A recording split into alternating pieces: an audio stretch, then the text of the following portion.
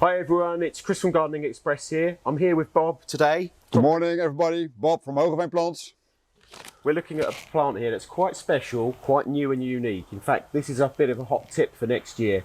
This plant is called Trachelospermum, Star of Milano.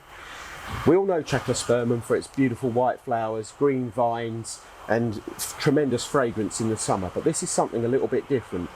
This has a kind of sort of peachy, pink-kissed flower and a beautiful frosted foliage to it. We're with probably the only 6,000 plants in the entire world here, so it's going to be an exclusive with Gardening Express.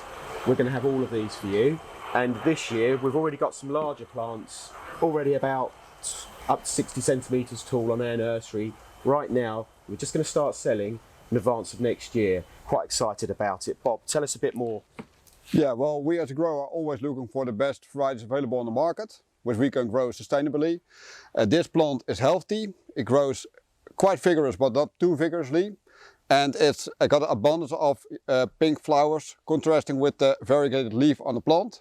So for us really exciting what will happen next year if we launch it, and we're happy to have a dealer in the UK for this product exclusively.